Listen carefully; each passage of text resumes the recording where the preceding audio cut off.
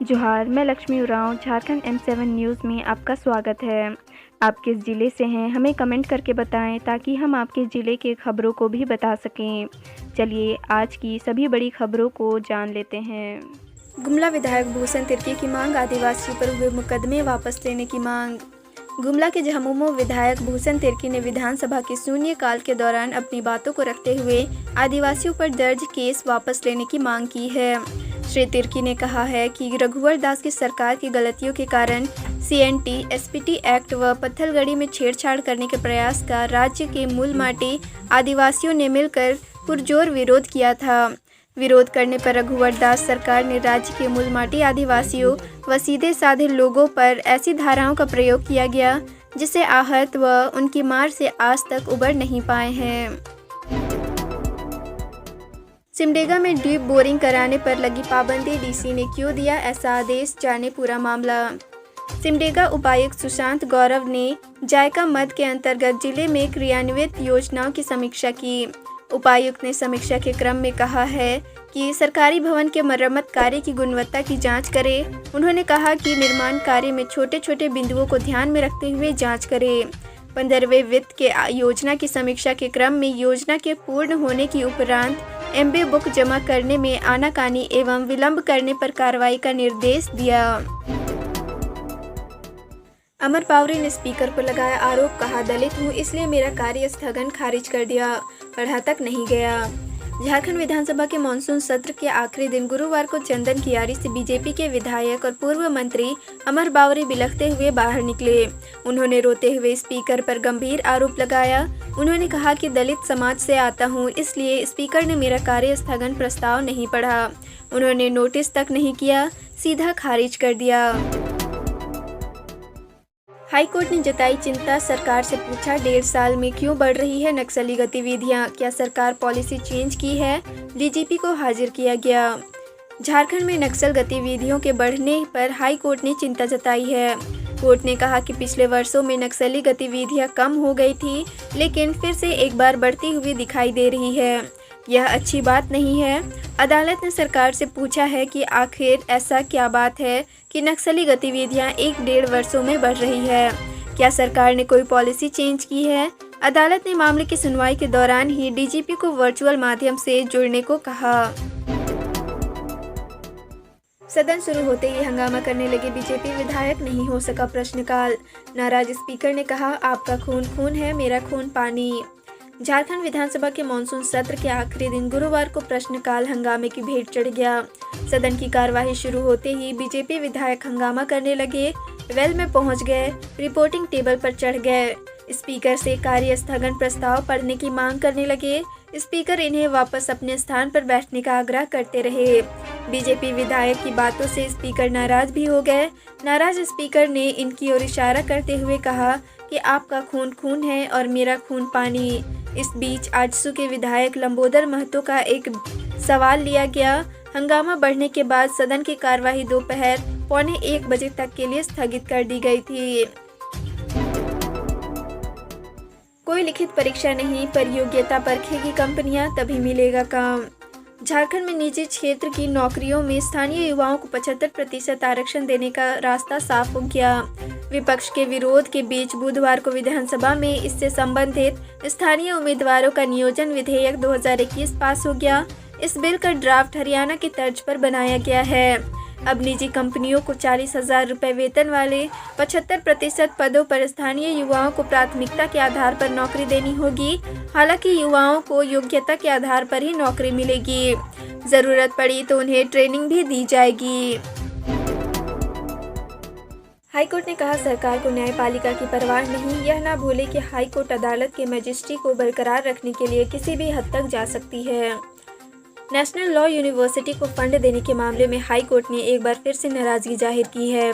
High court ने कहा कि राज्य सरकार की हठधर्मिता से ऐसा लगता है कि राज्य सरकार यूनिवर्सिटी को ग्राउंड देना ही नहीं चाहती है। कोर्ट ने कहा कि ऐसा लगता है कि राज्य सरकार को न्यायपालिका के आदेश पर कोई परवाह नहीं है। सरकार यह ना भूले कि हाईकोर्ट अदालत के मजिस्ट्रेट को बरकरार रखने के लिए किसी भी हद तक जा सकती है। लाठीचार्ज के खिलाफ काला पट्टा पहनकर बीजेपी विधायकों का प्रदर्शन। सीपी सिंह के बयान के विरोध में ऑटो चलाकर सदन पहुंचे स्वास्थ्य मंत्री। झारखंड विधानसभा के मानसून सत्र का गुरुवार को आखिरी दिन था। सत्र शुरू होने से पहले सदन में विरोध के अलग अलग रंग दिखे। बीजेपी विधायक बुधवार को हुए लाठीचार्ज के विरोध में काला पट्टा पहनकर विधानसभा में काला दिवस मना रहे थे। रांची विधायक सीपी सिंह के बयान के विरोध में स्वास्थ्य मंत्री बन्ना गुप्ता गुरुवार को ऑटो से पहुंचे। स्वास्थ्य मंत्री बन्ना गुप्ता ने कहा, जब एक चाय वाला देश का पीएम बन सकता है तो गरीब, दलितों और आदिवासियों की आवाज़ उठाने वाले ऑटो चालकों का नेता स्वास्थ्य मंत्री क्यों नहीं बन सकता। वहीं बीजेपी के विधायकों ने कहा, मुद्दों से हटकर हेमंत सरकार लाठी गोली की सरकार चलाना चाहती है, जो नहीं चलने दिया जाएगा। जमशेदपुर में पति के साथ महिला मायके से आ रही थी ससुराल, सिर के बल गिरने से गई जान। सुनारी थाना क्षेत्र के मरीन ड्राइव स्थित 2 मुहानी नया पुल के पास गुरुवार की सुबह 8 बजे सड़क हादसे में पोटका के कलिकापुर में रहने वाली महिला रानी कुमारी की मौत हो गई। महिला अपने पति महेंद्र कुमकर के साथ बाइक पर कपाली स्थित अपने मायके से कलिकापुर अपने ससुराल जा रही थी। 2 मुहानी नया पुल के पास महिला का दुपट्टा बाइक की चेन में फंस गया, जिस कारण महिला सड़क पर सिर के बल गिर गई। हादसे में महिला का हेलमेट गिर गया और उसे सिर में गहरी चोट आई। महिला को इलाज के लिए टीएमएच लाया गया, जहां डॉक्टरों ने उसे मृत घोषित कर दिया। डूबने वालों के परिवारों का दर्द है अपार। सब झारखंड से विंध्याचल दर्शन को आए थे। बेटियां घाट पर बैठकर पुकार रही, मां बाहर आ जाओ। मिर्जापुर में गंगा नदी में बुधवार को नाव डूब गई थी।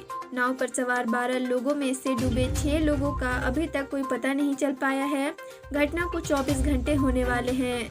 एनडीआरएफ और पीएसी की टीम लापता लोगों की तलाश कर रही है, लेकिन किसी को कोई सुराग नहीं मिल पाया है।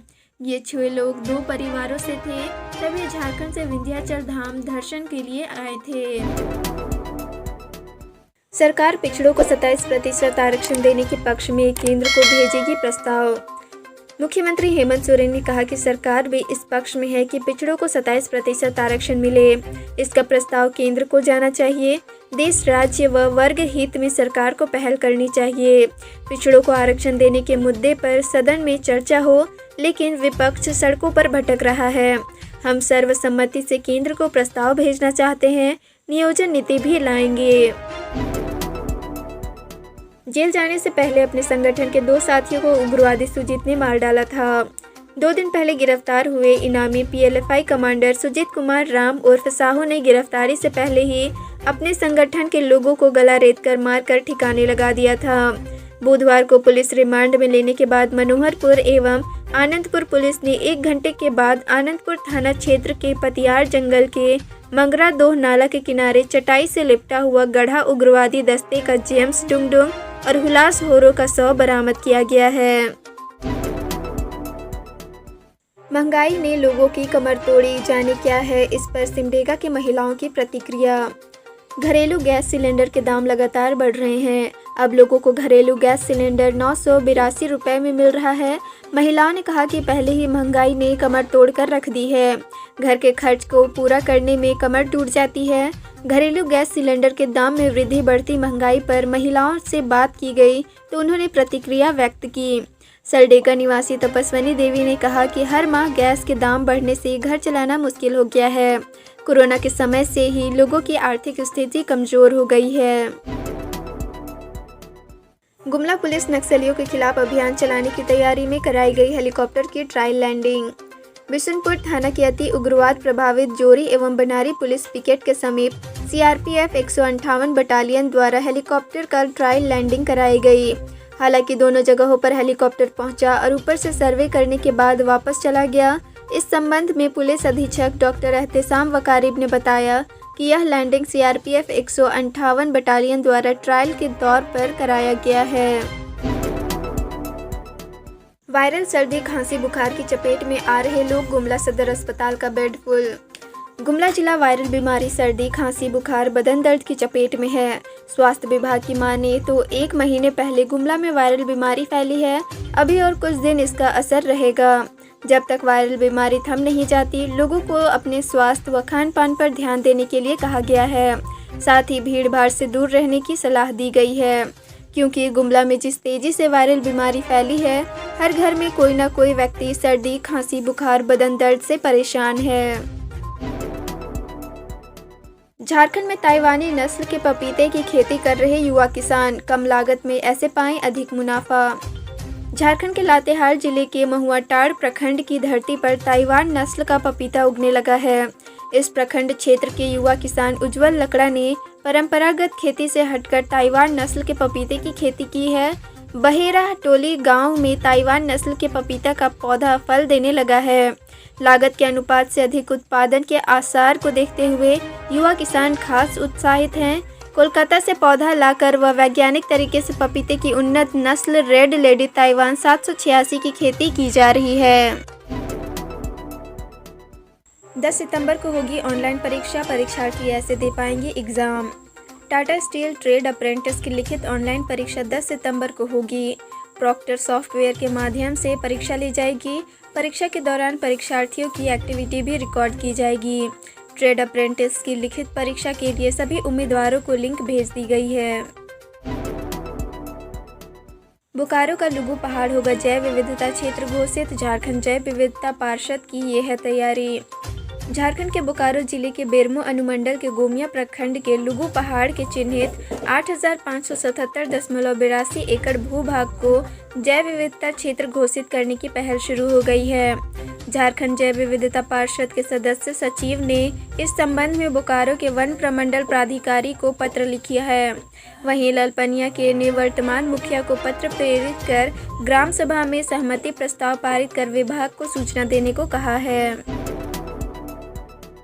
सीबीआई की स्टेटस रिपोर्ट से झारखंड हाईकोर्ट की हुआ असंतुष्ट। झारखंड के धनबाद सिविल कोर्ट के जज उत्तम आनंद हत्याकांड मामले में गुरुवार को हाईकोर्ट में सुनवाई हुई। सीबीआई की ओर से दायर स्टेटस रिपोर्ट से हाईकोर्ट संतुष्ट नहीं हुआ। हाईकोर्ट ने कहा कि अभी तक की जांच में कुछ नया नहीं है। अगले हफ्ते फिर से इस मामले में हाईकोर्ट सुनवाई करेगा। इस दौरान हाईकोर्ट ने सीबीआई की ओर से विस्तृत स्टेटस रिपोर्ट दायर करने का आदेश दिया है।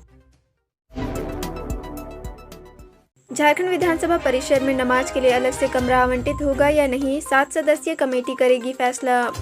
झारखंड विधानसभा में नमाज के लिए कमरा आवंटित करने के मामले में गरमाई राजनीति में अब फिलहाल विराम लग सकता है। स्पीकर रविंद्रनाथ महतो ने 7 सदस्यीय कमेटी गठित करने का अपनी सहमति दे दी है। कमेटी की रिपोर्ट के बाद ही निर्णय लिया जाएगा कि विधानसभा परिसर में नमाज के लिए अलग से कमरा आवंटित होगा या नहीं।